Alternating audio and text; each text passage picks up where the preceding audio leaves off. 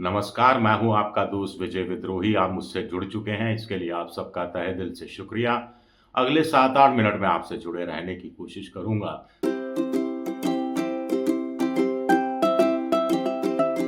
तो कांग्रेस के नेता मल्लिकार्जुन खड़गे ने बड़ी मार्के की बात कही है, जो सभी पॉलिटिकल पार्टियों पर लागू होती है।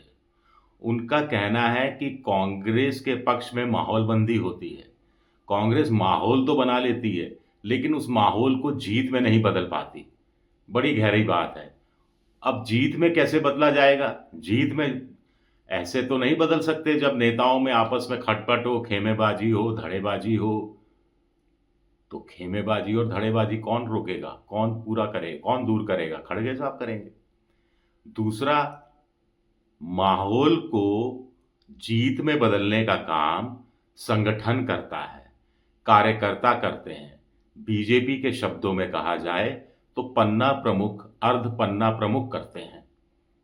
लेकिन कांग्रेस में तो संगठन का ही अभाव है। फिर कैसे काम चलेगा?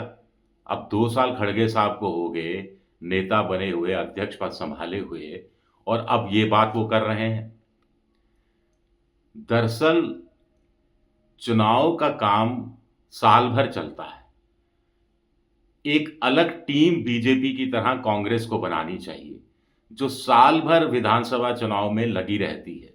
मुद्दों ढूंढने से लेकर, कार्यकर्ताओं को अपडेट करने से लेकर, जनता के मन को टटोलने का काम। और फिर मशीनों पर आरोप लगाने से कुछ नहीं होगा। मशीनों का कैसे दुरुपयोग हो रहा है, उसका तोड़ निकाले जाने की ज़रूरत है, ये बड़ी बात है।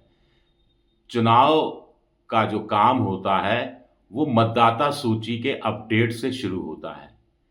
जैसे ही मतदाता सूची अपडेट हो, कांग्रेस के कितने नेता हैं, कितने कार्यकर्ता हैं, जो उस मतदाता सूची को उठाकर देखते हैं कि कितने नाम काट दिए गए, किन इलाकों में किन के नाम काटे गए या नहीं काटे गए।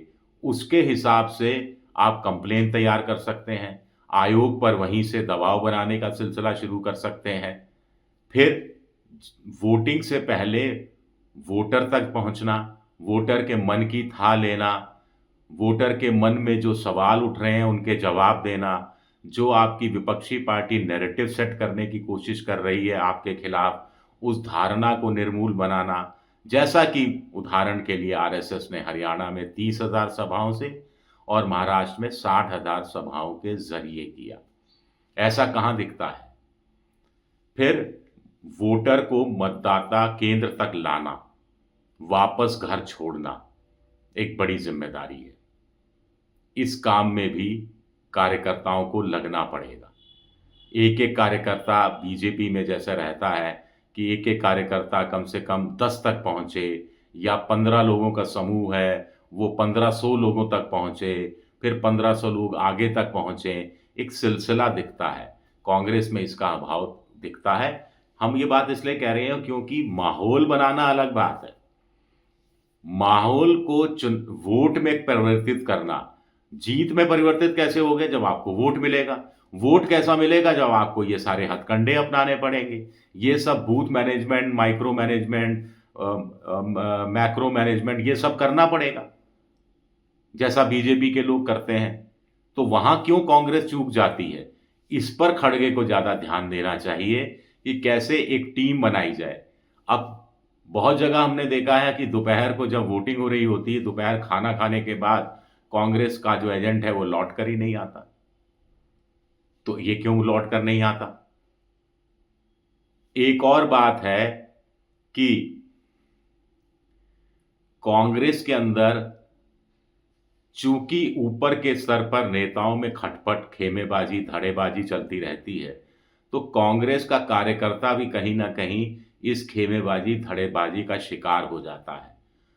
जब ऊपर के स्तर पर नेता बँट गए और कार्यकर्ता नीचे के स्तर पर बँट गया, तो वोटर तक सामूहिक रूप से कैसे पहुंचा जा सकेगा? अब हर जगह आपको 2-2 स्थानीय छत्र तलवारें भांजते हुए नजर आते हैं। कांग्रेस की कितनी आदर्श स्थिति है कि उनके पास राजस्थान में अशोक गहलोत जैसा अनुभवी और सचिन पायलट जैसा युवा नेता मौजूद है। लेकिन दोनों पटरी की तरह हैं, समांतर चल रहे हैं। मिल नहीं रहे हैं।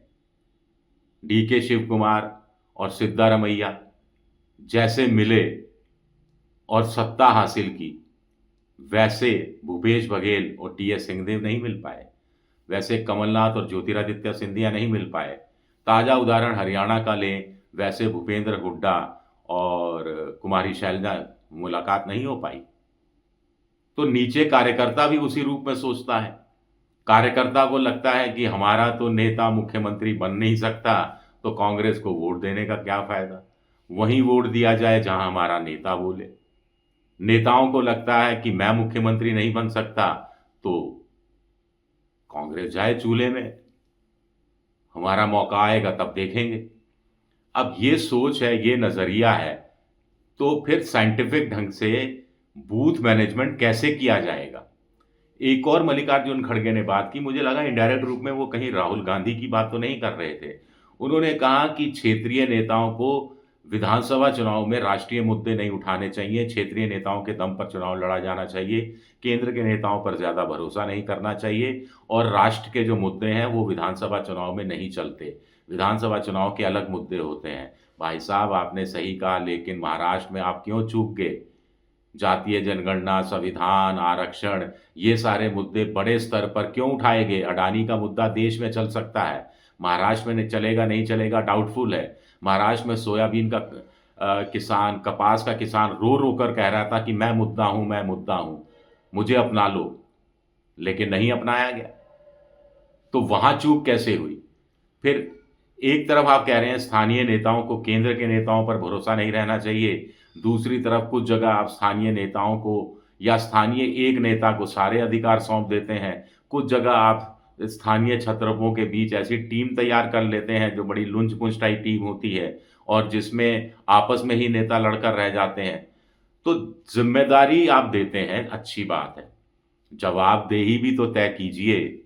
जब तक किसी पॉलिटिकल पार्टी में नेताओं को दी गई ज़िम्मेदारी सिर्फ़ ज़िम्मेदारी तक सीमित रहेगी, जवाबदेही तक वो परिवर्तित नहीं होगी, तब तक उस पॉलिटिकल पार्टी का कोई भला नहीं हो सकता है, आप यकीन मानकर चलिए।